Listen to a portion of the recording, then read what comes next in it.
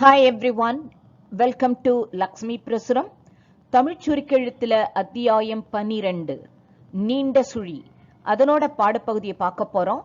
இதுல மொத்தம் 2 பாகங்கள் இருக்கு. இந்த 2 பாகத்தையும் மிஸ் பண்ணாம பார்த்துடுங்க.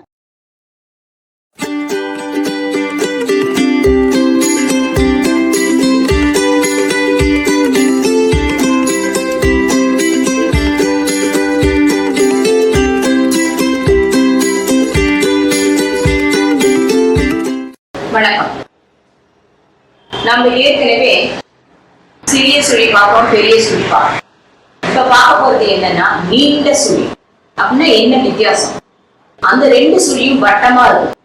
இப்ப நம்ம பார்க்க போற சுழி நீள்வாட்டத்தில் இருக்கும். எலிப்ஸ் அப்படின்னு சொல்லுவோம் இல்லையா, ஷேப், அதுதான். சோ அந்த நீண்ட சுழியை இப்ப பார்க்கலாம். அத்தியாயம் 12 நீண்ட சுழி. எதுக்காக போட போறோம்? த அப்படிங்கிற சவுண்டுக்கும் மற்றும் ஸ்கர் அப்படிங்கிற சவுண்டுக்கும், இந்த 2 சவுண்டுக்காக இப்ப சுழி பார்க்க போறோம். அதுல ஃபர்ஸ்ட் நம்ம பார்க்கிறது ஸ்க. த என்பதற்கு நீண்ட சிறிய சுழி. அதை ஞாபகம் வச்சுக்கணும்.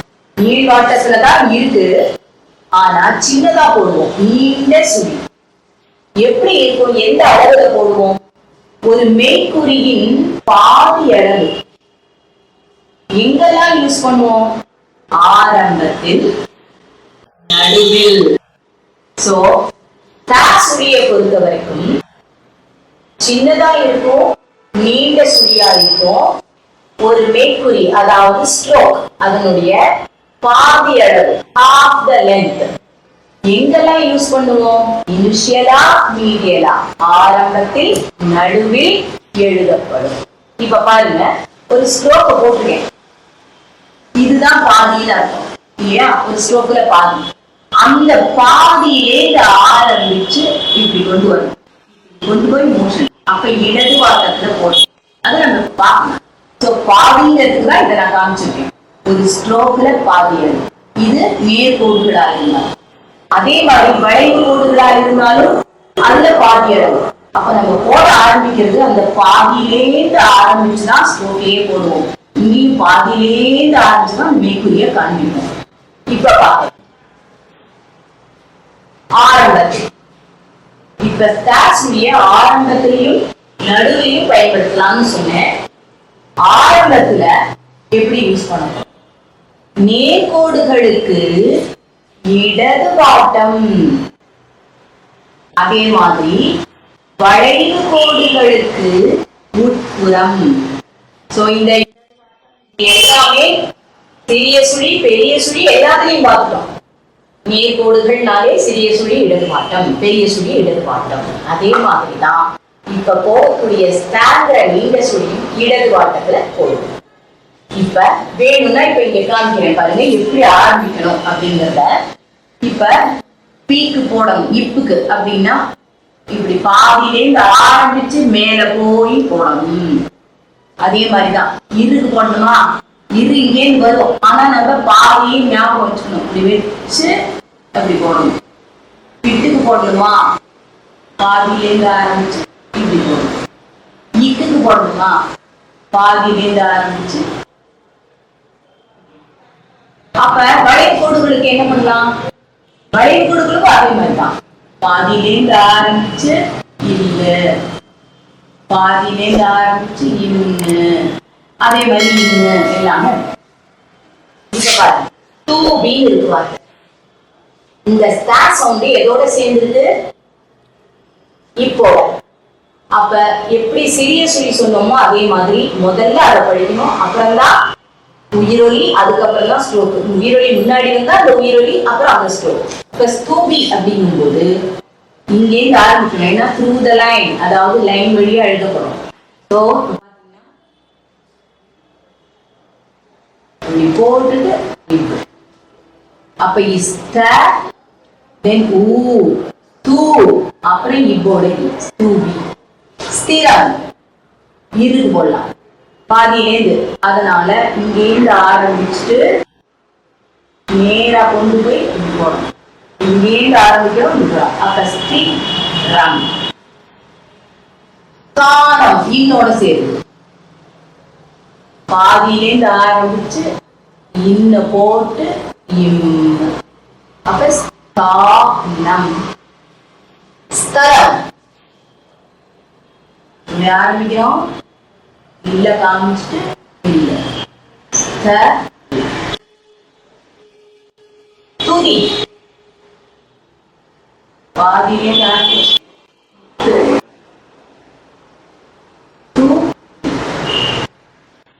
இதுல கவனியை கொடுத்துருக்கேன். என்ன கவனிக்கணும்?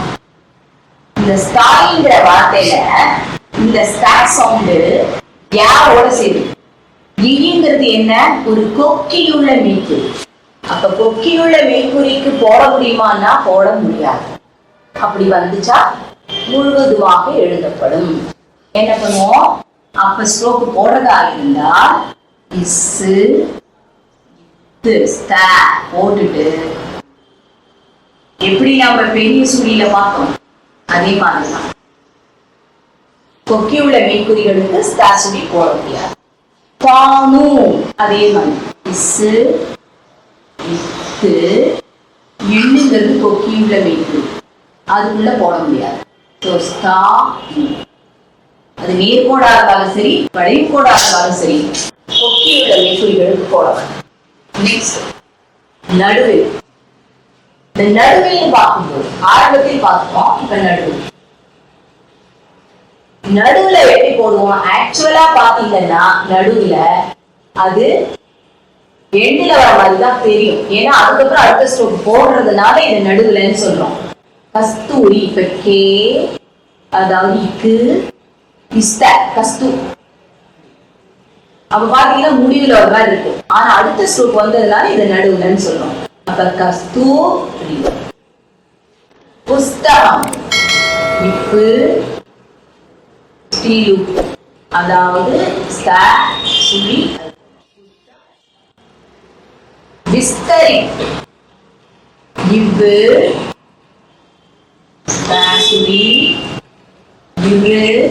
இப்பு விஸ்தரி.